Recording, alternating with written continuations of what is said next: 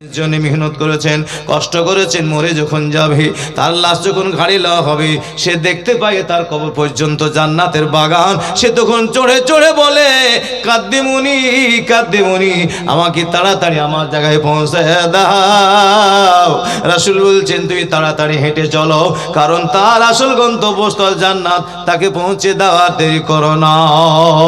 আর যদি বদমাইশ হয়, সেও দেখতে পায় তার কবরে জাহান্নামের আগুন প্রস্তুত হয়ে গেছে, কানা হাত উল্লিয়া বলছে, আয় আমার কবরে, সাপ গর্জন করে ডাকে। তখন সে বলে, আইনা তাযহাবুনি, আমাকে কোথায় নিয়ে যাচ্ছ রে ভাই?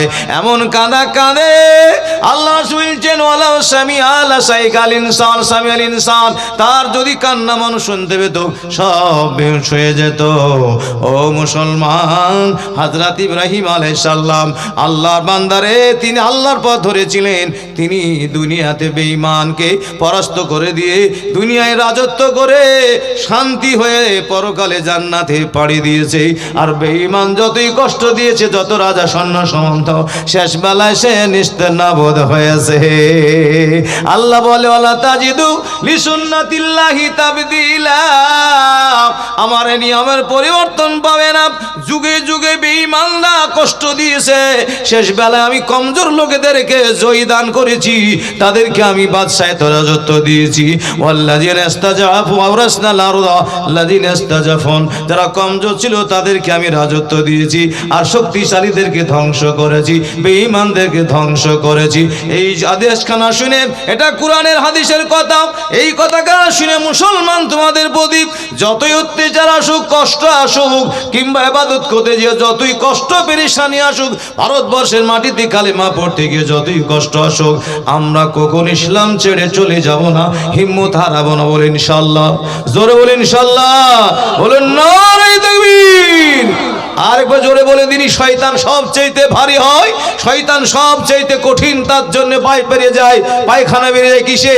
আল্লাহু আকবার ধ্বনি বললে।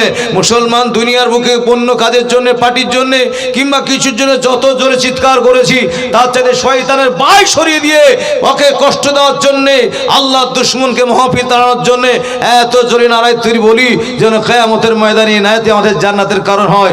বলেন নারায়ে তাকবীর। সবাই বলছো না, একবার জোরে বলো, কেঁপে যাই, বলো নারায়ে তাকবীর। মাশাআল্লাহ মাশাআল্লাহ, মুসলমান আভি জিন্দা है। আমার বেশি ওয়াজের দিক যাওয়া যাবে না, আমি বলেছি দুটো পয়েন্টে ওয়াজ করব।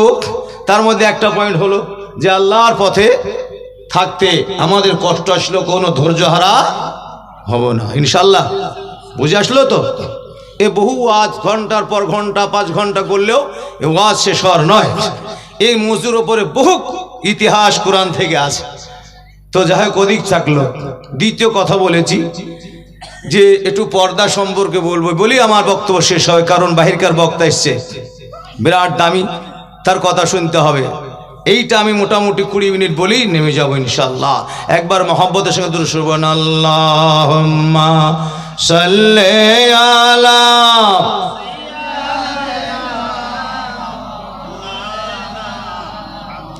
মাশাআল্লাহ ভাই, কথা হচ্ছে দ্বিতীয় কথা যে আমরা দেশে এই জামানায় বহু জালসা হচ্ছে, পাড়ায় পাড়ায় জালসা।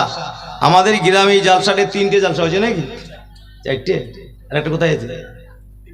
3টে। আমাদের পাড়ায় একটা হয়েছে, আর ওই হাবিবদের পাড়ায় একটা হয়েছে, আর এটা একটা, আরেকটা কোথায়? আরেকটা, হ্যাঁ, মুজাফর সাহেবের ওখানে একটা হয়েছে। 4টে জালসা। এই জালসাও হচ্ছে অনেক, তাবলীগের কাজ চলছে, অনেক সময় বাড়িতে দোয়ার মজলিসে ওয়াজ নসিহত হচ্ছে। তো এই সমস্ত জালসা, তাবলীগ, এই সমস্ত করার উদ্দেশ্য কি? উদ্দেশ্য একটাই, ইসলামের শক্তিকে আরো বাড়ানো। নাকি? ইসলামের শক্তি আমাদের কাছ থেকে ভুল হয়ে গেছে কিংবা কমে গেছে স্পিরিট, সেই স্পিরিটটাকে বাড়ানো। তো এত জালসা জুলুস করে স্পিরিট বাড়ছে না কমছে? আমরা এক জায়গায় বসে বলছি, ভাই এই জালসা জুলুস ইমান স্পিরিট বাড়ছে? তো কই রে ভাই, বাড়ছে।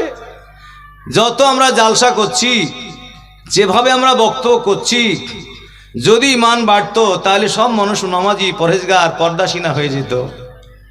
তো যতই আমরা ওয়াজ করছি দিনের কথা, তোর মানুষ বেদ্দিন হয়ে যাচ্ছে।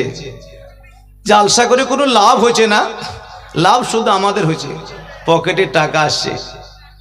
ধর্ম মনে হয় টিকানো যাবে না, ধর্ম চলে গেল, এ কথা বক্তারা বলছে। শ্রোতাদেরকে বলা যাচ্ছে ভাই চলো জালসা শুনতে যাই। কোথায়? বলে চুয়াপাড়ায়। জালসা শুনতে যাবো না, জালসা শুনে কিছু হয় না, কেউ জালসা শুনে না। জালসা শুনছে যত তত মানুষ বদমাইশ, মোবাইল, বেহায়া, জেনা, ব্যভিচারে পাগল, দিনের কাজ মানছে না, ধর্ম চলে গেল। জালসা শুনে কোনো লাভ নাই, আমাদের লাভ হচ্ছে বক্তাদের আর ঝুড়ি ঝাড়বালাদের। লাভ দুজনার, ঝুড়ি ঝাড়বালাদের আর বক্তাদের। ওরাও 20 টাকা করছে, আর বক্তারও 20,000, 22,000, 40,000 নিচ্ছে। দিনের কাজ করছে, যাবো না জালসা শুনতে, তাই তো আসে না, কিন্তু এখানে এসেছে দেখছি মাশাআল্লাহ। হ্যাঁ, তো বুঝতে পারলেন, ধর্ম চলে গেল, শ্রোতাও বলছে, বক্তা গাল বলছে। আমি তখন চিন্তা করে দেখেছি কোন কারণ ইসলামের এত ক্ষতি হচ্ছে, ধর্ম চলে গেল। তো আমি কয়েকটা কারণ দেখেছি, তার মধ্যে একটা কারণ হচ্ছে ইসলামের এত দুর্দিন, ইসলামের মধ্যে আজকে ভালো অবস্থা নেই। একটা কারণ সেটা হচ্ছে নারী পর্দা না করা, মেয়েদেরকে পর্দায় না রাখার কারণে ইসলামের বড় দুর্দিন। আপনারা জানেন আল্লাহ কোরআনে বলেছে লা ইয়াবদিনা জিনাতাহুন্না ইল্লা লিবাউলাতিহিন্না, নারীরা জানে নিজের যৌবন রূপ নিজের স্বামী ছাড়া অন্যকে না দেখায়। এটা কিসের কথা? কোরআন। কোরআনের কথা ফরজ না ফরজ নয়? ফরজ। তো কোরআনে বলছে নামাজ পড়া যেমন ফরজ, রোজা রাখা যেমন ফরজ, এইরকম করে মেয়েদেরকে পরপুরুষের চোখের আড়ালে থাকাও তেমনি ফরজ। কিন্তু এই দায়িত্ব আমাদের আজ পালন হচ্ছে না, যার কারণে ইসলামের আজ দুর্দিন। পৃথিবীতে সর্বপ্রথম মার্ডার হয়েছে কি জানেন? কি নিয়ে? মেয়ে ছেলে নিয়ে। কে বলেন দিদি? কাবিল আর হাবিল। কাবিলের সঙ্গে যে বিয়েটা হয়েছিল, মেয়েটা খুব ভালো লাগে দেখতে, আর হাবিলের সঙ্গে যে বিয়ে ওটা সুন্দরী। তো শয়তান বলছে তুই হলি বড় ভাই, তোরটা ভালো হলো না, তোর ছোট ভাইটা সুন্দর রে, তাহলে কি করা যাবে? শয়তান বলছে তোর ভাইকে মারি ফেল, তোর ভাইকে মারি ফেল। ওই কাবিল তার ছোট ভাই হাবিলকে মার্ডার করে দিল তার স্ত্রীকে বিয়ে করার জন্য। সর্বপ্রথম মার্ডার হয়েছে নারীকে কেন্দ্র করে। এই জন্যে নারীদেরকে দেখলে পারে মনের প্রতিক্রিয়া আলাদা হয়ে যায়, শয়তান গ্রেপ্তার করে ফেলায়। এই জন্য নারীকে পর্দায় রাখা ফরজ, তা নাহলে নারীও শেষ হবে, পুরুষও শেষ হবে। কেমন ফরজ? একটা হাদিস বলি। আল্লাহ নবী সাল্লাল্লাহু আলাইহি সাল্লাম একদিন সাহাবাদেরকে নিয়ে যুদ্ধে গিয়েছেন, যুদ্ধ করছেন কাতার বেঁধে। আল্লাহ রসুল কাছে একটা ঘর করে দেয়, ছোট্ট ঘরে আল্লাহ রসুল আছেন। সাহাবারা যুদ্ধ করতে করতে একজন সাহাবী এখন বল্লম বুঝেন তো, বর্ষা ফালা হাতে করে নিয়ে এসে রসুল্লাহকে বলছে হুজুর আমি বাড়ি যাব। আল্লাহ রসুল কেন গো, তুই বাড়ি যাবা কেন? তোমার সাহাবী ভাইয়েরা ইসলামের জন্য, ইসলামের পতাকা কায়েম করার জন্য যুদ্ধ করে প্রাণ দিচ্ছে, স্ত্রীকে বিবাহ করছে, ছেলে এতিম করছে, তুমি বাড়ি চলে যাবে কেন? জানো না ইন্নাল জান্নাতা তাহাতা জিলালি সয়ফ, জান্নাত এমনি নয় তালোয়ারের ছায়া তলে, জানো না? বলে হুজুর জানি। তো বাড়ি যাবা কেন? বলে হুজুর নতুন বিয়ে হয়েছে। যে তো নতুন বিয়ে হয়েছে? বলে হ্যাঁ। রসুল্লাহ ছিলেন রহমতুল্লিল আলামিন, তিনি চিন্তা ভাবনা করলেন যে নতুন বিয়ে হলে ছেলে মেয়ের মনের আকর্ষণ আলাদা থাকে, যত ভালো বক্তাই বক্তব্য রাখুক, 10 দিন বিয়ে হয়েছে, এইখানে এসে ছেলের মন টিকবে না, কখন বাড়ি যাব। মেয়েটাও চাইবে এখন আসলো না, মনের আকর্ষণ, মন ঠিক থাকে না। আল্লাহ রসুল ছিলেন রহমত আলামিন, কষ্ট পাক তা চাইতেন না।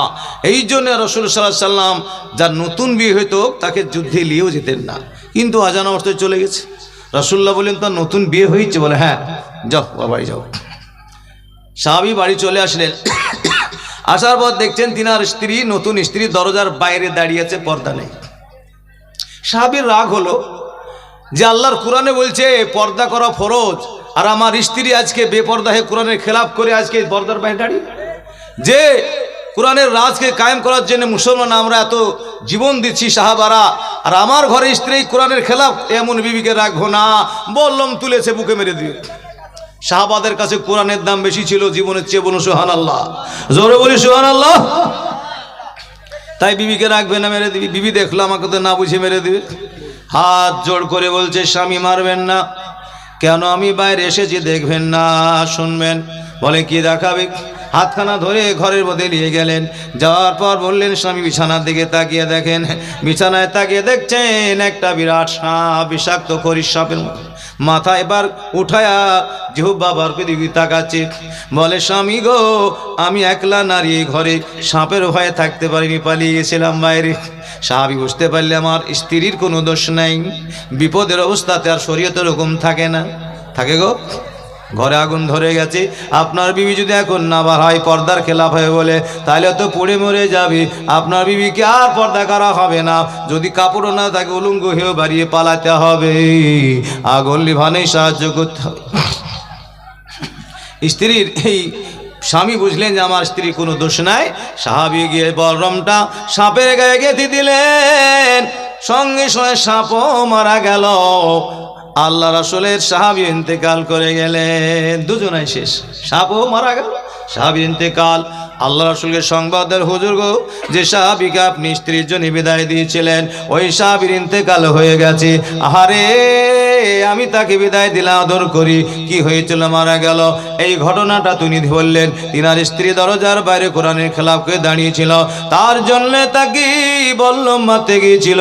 তিনার স্ত্রী হাত ধরে বাড়ি নিয়ে গেলেন, দেখছি বিচারে একটা বিষাক্ত সাপ, ওই সাপের গায়ে হুজুর গো আপনার সাহাবী বল্লম গেঁথে দিয়েছিল, সাপও মারা গেছে, আপনার সাহাবীও মারা গেছেন।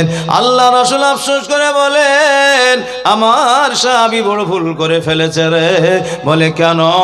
ওই ঘরে যখন তোমরা বিষাক্ত সাপ দেখবা ওই সাপটাকে তাড়াতাড়ি মেরো না, ওইখানে অনেক সময় সাপ থাকে না, জিনেরা সাপের রূপ ধরে মানুষকে ভয় দেখায়, ওয়াহি আলামে রকে বলা হয় জিন।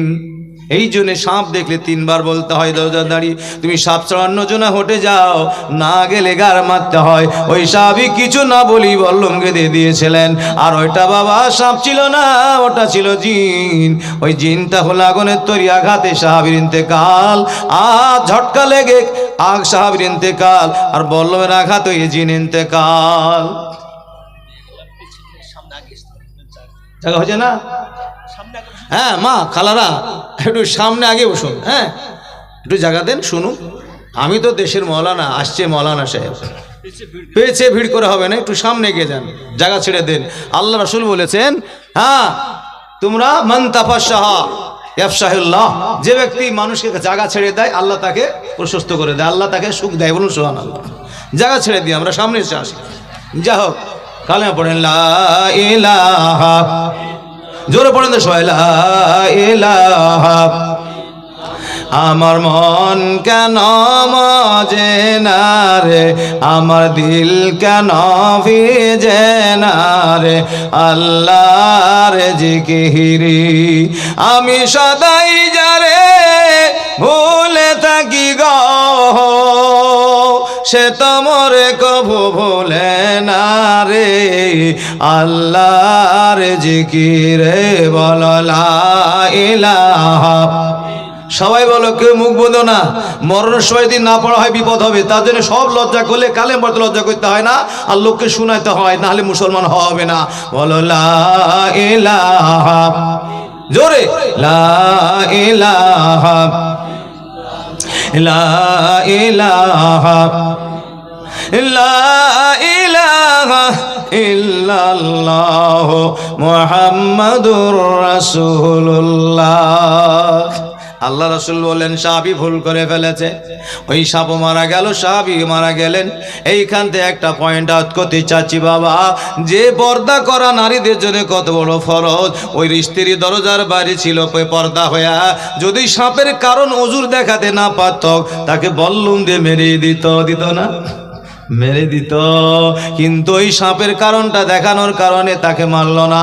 তাহলে আজকে আমাদের বোনেরা, আমাদের বাবিরাও, আমাদের গরিব যুবতী বোনে ভাবি বিটিরা বেপরদা হয়ে ঝুড়ি ঝাল বড়ার দোকানে বাজারে ঘাটে আর গরু ফুলনে ছুটাছুটি করে, বাবা শরীয়তের আইনে তাদের কি দণ্ড হতো বলো? এই যে ফরজ তরক করার কারণে হাজির দুনিয়ায় মুসলমানদের ইসলামের মধ্যে বড় দুর্দিন, আজ অইসলাম, আজ অমুসলিমদের কাছে আমাদের বদনাম হয়ে যায়। আজকে যত ওয়াজ করো কাজ হবে না, কারণ যে জিনিসের মধ্যে ইস্পাত থাকে, স্পিরিট থাকে, সেই জিনিসের মধ্যে বক্তব্য দিলে, কাজ করলে কাজ হয়। উদাহরণ দিই, একটা হাঁসে ঘোরাচ্ছেন, হাঁসিয়াটা যদি ইস্পাত থাকে ঘষলে ধার হবে নাকি? তাতে খড় কাটবে না, কিন্তু যদি ইস্পাত শেষ হয়ে যায় তাহলে ঘষলে হাত কাটবে আর আর কাটবে না। তো মুসলমানদের যদি ইমানের টেম্পার থাকবে, ওয়াজ করলে কালবের মধ্যে বসবে। যেদিন ইমানের টেম্পার শেষ হয়ে যাবে, যত দামি বক্তা বক্তব্য করুক, কাজ হবে না। আর ইমানের টেম্পার শেষ হয়ে যায় যদি পরনারী পরপুরুষের সঙ্গে ঘোরাফেরা করো, কোনো পরনারী পরপুরুষের সঙ্গে ঘোরাফেরা করো, নারী পুরুষ বাহিনীর ইমানের টেম্পার শেষ হয়ে যাবে, আর কানে ওয়াজে কোনো কাজ হবে না। হবে গো, এটাই হয়েছে, ওয়াজে কোনো কাজ হয় না, গুনায় গুনায়। আল্লাহ রাসূল বলেছেন, মানুষ যখন অনাব্রত গুনাহ করে, সুম্মা কাসাত কুলুবুহুম, অন্তর তখন শক্ত হয়ে যায়, পাথর হয়ে যায়। আর পাথর হয়ে গেলে বাবা কোনো ওয়াজ কাজ করবে না। আমার কথা শুনেন, আমার একটা দোস্ত আছে রমজান বলে নাম, ওই বালিরঘাটের ব্রিজের উঠতি বাঁয়ে একটা মসজিদ আছে, মহারাজপুর। ওর কাছে একটা ইয়ারগান বন্দুক আছে। আমি চন্দ্র দেখুন বুখারি এই পড়াইতে পারিতে, তো উনি ওই বন্দুক দিয়ে 10 পয়সার গুলি দিয়ে ঘুঘু মেরে বেড়াই। তা বলছি কী করে মারেন গো? বলে আমাকে শিখান দিনি। তো শিখবেন? বলে হ্যাঁ। ভাঙলো, ভেঙে একটা 10 গুলি ঢুকিয়ে দিল, দিয়ে শার্ট করে দিল, দিয়া বললো যে এই দেখেন এই ললহাটার মাঝখানে একটা ছোট্ট একটা খাড়া লোহা আছে, মাছি বলছে, ওদিকে তাকাবেন, আর যেদিকে সেটি লক্ষ্য করে ওইদিকে মারে দেন, এটা টিপেন তলকার ঘোড়াটা, তাহলেই আপনি কিন্তু লেগে যাবেন। তাই নাকি? বলে হ্যাঁ। আমি মসজিদে দাঁড়িয়ে, বুঝতে পারলেন কি না, একটা পাট শুকানের ডাব ছিল, খুঁটি পুঁতা আছে, ওই খুঁটির দিকে লক্ষ্য করে একবার ঠিক টেগার টিপি দিয়ে কাট কেটে, আর গুলিটা আমার চোখের কোনা দিয়ে পুঁ করে চলে গেল সোজা পেছন সোজা। আমি বলছি যা, চোখটা তো চলে যেত, এখন হলো? বলে কি হলো? আমি যে খুঁটিতে মারলাম তো সোজা গেল কেন? পেছনে যা, এই যে পিছনে চলে গেল। বলছে কেন? ওদিক দিয়ে তো বাড়াই না, কোনো রাস্তা নাই, তুই এদিকে আসলো কেন?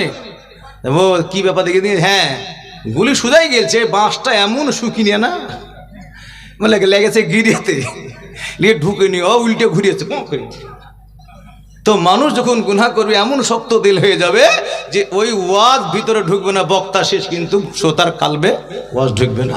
আমাদের নারী পুরুষ পর্দা না করে গুনাহ করে করে মোবাইল দেখে এমন পাপ হয়েছে, ওয়াজ কোনো কাজে লাগে না। কিয়ামত পর্যন্ত ওয়াজ করলে কাজে লাগবে না। আমাদের মধ্যে কিছু হারামখোর লোক আছে, বুঝলেন, তাদের নিজের ইমানও গেলছে, আমাদেরকেও জাহান্নামে নিয়ে যাওয়ার জন্য ওরা আর উঠে পাল্টে গেছে। নাস্তিক ভাবছে যে আমরা তো নাস্তিকের, আমাদের ছেলে মেয়ে সবই বেপর্দা বেহায়া, জাহান্নামে গেলে কিছু মৌলবি টলবি আর মুসলমানরা দাঁড়িয়েল মাঢিয়ালরা আবার বুরখা গাইতে জান্নাতে যাবি, তো হাম ভি ডুবে হে সালাম তুঝকো লেকে ডুবেঙ্গে, বলেন একটা ডুবিয়েছি আমি, তোকে লিয়ে ডুববো। ওরা আন্দোলন করলো, মুসলমান মৌলবীরা মুসলমানেরা মেয়েদের কুঠির মধ্যে ভরিয়ে দেয়, তোমাদেরকে স্বাধীনতা দেয় না, বাড়াও তোমরা, বাড়াও, তোমাদেরকে সমান অধিকার নিতে হবে। মেয়ে ছেলেরা বুঝলো না, হ্যাঁ সমান অধিকার নেবে, মাটি কাটবে কাটগা। তো বুঝতে পারলেন কিনা, আমার অধিকার লিরা বাইরে পড়লো, বাড়িয়ে পড়ে ইমানের এখন ভোল্টেজ, মেয়ের বিয়ে দেওয়া কঠিন হচ্ছে, কেন? সব বেপর্দা বেহায়া নষ্ট হয়ে গেছে। তো কিরকম করা করছে আমাদেরকে নষ্ট? শিয়াল চিনেন? শিয়াল, শ্রীগাল চিনেন তো? ওই শিয়াল কিন্তু ভাই কাঁকড়া খেতে খুব ভালোবাসে। তো নদীর ধারে গিয়েছে শিয়াল মারি, যে কাঁকড়া খায় কি করে, আর একটা বুদ্ধি আছে, শিয়াল পণ্ডিত, তো ওই গাড়ির মধ্যে লেজ ঢুকিয়ে দেয়, আর গাড়িয়াতে কাঁকড়া থাকে চাইপে ধরে, আর মারের টান কাকে বেড়ে পড়ে খায়।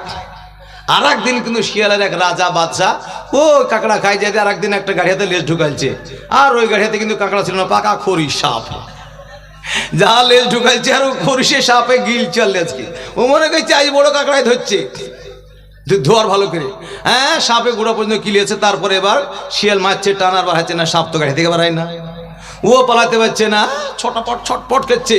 আর ওখানে কান ধারে সব গরু মোষ চড়াইছিল, শটটা লাঠি নিয়ে এসেছে, রাখাল্লা বুঝে দৌড় রে শিয়াল মারিস তো দৌড়, ছুটে এসে বুঝতে পারে এই লাঠি শিয়ালকে। তারপরে মেরে বেঁচে রে পালাতে পারছে না কেন রে, কাদার মধ্যে লেজ কেন দেখনি, লাঠির ডাব মেরে দেখছে তো খরিস সাপে গিলে বসে আছে। ও হাসিয়ে নিয়ে হাসিয়ে নিয়ে এসে লেজের গোড়া বাঁধিয়ে মারিয়েছে টান কচাক করে, আর লেজ মুখেই থাকলো সাপের, ও পালাতে লাগলো লেজ খেটিয়ে, এমন পালান পালাচ্ছে, তাকাচ্ছে না, যে শাল বাগানে ঢুকলো, ধরে না শাল বাগানে ঢুকে তো শিয়ালের রাজা প্রজা এসে বলছে হুজুর আপনার লেজ কই, তো ধরা দিছে না, বলছে লেজ কেটে ফেলাইলাম। তো কেন কাটলেন? এই লেজ নিয়ে খুব অসুবিধা হয়। কি অসুবিধা হয় আপনার? বলে এই যখন কুকুরে তাড়তে লেগে ধরে ফেলবো এইরকম হয়। আবার কুলকুলি বরবুন নাকি বলছে ওতে কেড়ামেড়া বাইধে অসুবিধা হয়, তার জন্য কেটে ফেলাচ্ছি, তাই নাকি? বলে হ্যাঁ হুজুর আমাদেরও তো এরকম হয়, কাটবো, কাঠ সবকে বলে কেটে ফেল। সব প্রজারা কেটে ফেললো, ফেলার পরে এবার দৌড়তে যাচ্ছে, তো দৌড়া হচ্ছে না, পাছাই দিক তুই লড়িয়ে বেড়াচ্ছে, ব্যালেন্স নাই। দেখবেন যার হাত নাই তাকে দৌড়তে বলে পড়তে পারবেন, উড়ে পড়ে দেবে, হাতে ব্যালেন্স লাগে। বলছে হুজুর আপনি আবার লাফ মারছে তো সোজা হয়ে পড়ছে না, লাফ মারছে সোজা, পাশা হয়েছে ওই সোজা। বলছি আপনি বললেন খুব সুবিধা হবে লেজ কেটে, যাহার অসুবিধা। তখন বলছে হ্যাঁ আমি এক বিপদে পড়ে আমি লেজ কেটে আমি পুঙ্গ হয়ে গেছি, আর তোরা আমার প্রজা হয়ে আবার লেজ ইলি আমাদের সামনে লাফাবের মদ্দামি করে বেড়াবি না, তো আমিও যেমন পুঙ্গ হয়েছি তোদেরকেও পুঙ্গ করে ছাড়লাম। তো আমাদের সে কিছু হারামখোর লোক আছে, তারা নিজের ছেলে মেয়ে বেপর্দা বেহায়া জাহান্নামী বানিয়ে দিয়ে আমাদেরকেও জাহান্নামী করার জন্য এবার হাত তোরাও। আর আমাদের ভাই বোনেরা বুঝলো না, বার করে দিয়েছে, দিয়ে 12 চড়া। হ্যাঁ এখনকার ছেলেরা বলছে হুজুর আমার বিবিটা খুব হারামি গো, আজকালকার মেয়েরা খুব হারামি হয়েছে। বলে কেন রে? বলে হুজুর 2 ছেলের মো পালিয়ে গেল। ছেলে মেয়ে ছেলের দোষ না তোর দোষ। গুজরাটে ধরেন কথার কথা, গুজরাটে কাজ করতে গেছি, 2 বন্ধু কাজ করেছে, করিয়ার বন্ধু তালি পাইতে খুব মহব্বতের বন্ধু বাড়ি আসলো, আসার পরে দেখছে কি হ্যাঁ বাড়িতে ভাই বন্ধু বেড়াতে আসলো বন্ধু। এই যে বন্ধুর বাড়িতে বেড়াতে, এই বন্ধুটা একটু কেকড়িটার, বউটা খুব সুন্দরী। আর যে বন্ধু বেড়াতে আসার বিয়ে এখনো হয় না, একটু টল ফিগার। আর বন্ধুকে পায় বাড়িতে পর্দা মর্দার কোনো খেয়াল নাই। বাড়ির মধ্যে ঢুকিয়ে নিয়ে বুঝতে পারলেন কিনা, বাড়ির মধ্যে ঢুকিয়ে বুঝতে পারলেন কিনা, এমন ভাবে মুরগি জবাই, গরুর গোশ, ছাগলের গলিমুত করে 7 দিন ধরে খাওয়ালো, পর্দা টর্দা কিছু নেই। তারপর যখন বলছে বন্ধু বাড়ি চলে যাবো, তো যাবা? তো বন্ধু তুমি থাকো, আমি ওই পাড়া থেকে রোডের ধারে বাড়ি, দোকান থেকে তোমার লেগে গেঞ্জি লুঙ্গি টুঙ্গি আনতে যাই। হ্যাঁ চলে গেল বন্ধু, বাড়িওয়ালা জামাটা মানতে গেল, আর বললো বন্ধুকে খেতে দে, ওর বিবি খেতে দিয়েছে, একাই আছে, ছেলেটা বাইরে খেলা করছে, একটা ছেলে। এবার আল্লাহ রসুল বলছে যে কোনো ঘরে একটা পরনারী থাকে আর একটা পরপুরুষ, তো কটা থাকে? 2টি এলাকায় কটা থাকে? 3টে থাকে, একটা নারী একটা পুরুষ, একটা কে থাকে? ও ইবলিশ শয়তান থাকে। এবার খেতে দিয়েছে, আর শয়তান বলছে চোখ মার, চোখ মার, চোখ মার দিয়েছে, হাসতে লাগলো, মেয়েটাও মহব্বত হয়ে গেছে, চোখ মারলো। তারপর বলছে এই তো টাইমও নাই, চলো পালাই। এবার বুঝতে পারলেন বাসে চড়ে চলে গেল। তখন বাড়িতে দোকান টোকান করেছে, বলছে করে আবদুল্লাহর মা কই? খুঁজে আর উত্তর নাই তো আসলে। তখন একটা লোক বলছে আবদুল্লাহর মাকে দেখলে একটা লোকের সাথে চলে গেল মোটর চড়ে। আরে হারাম কর, আমার নুন খেয়ে নুন হারামি করলি রে বন্ধু, এটাতে নুন খেয়ে নুন হারামি করলো, ওটা ওই করলো না, তুমি করেছো। তুমি আল্লাহর কোরআনের অপমান করেছো, তোমার মুখে জুতিয়া মারার দরকার। কারণ কোরআন বলছে পর পুরুষের সঙ্গে নারীদের পর্দা করা ফরজ, বাড়ির মধ্যে ঢুকিয়েছো দিয়ে পর্দা করনি, কোরআনের খেলাফ করেছো, তাই তোমার বকেলিয়ে পালিয়ে তোমার জিন্দেগি নষ্ট করে দিয়েছে। মুসলমান ভাইরা, আল্লাহ রাসূল সাল্লাল্লাহু আলাইহি ওয়াসাল্লাম বলেছেন আন নিসাউ ওয়ালাতিন মিনাশ শায়াতিন, শয়তানের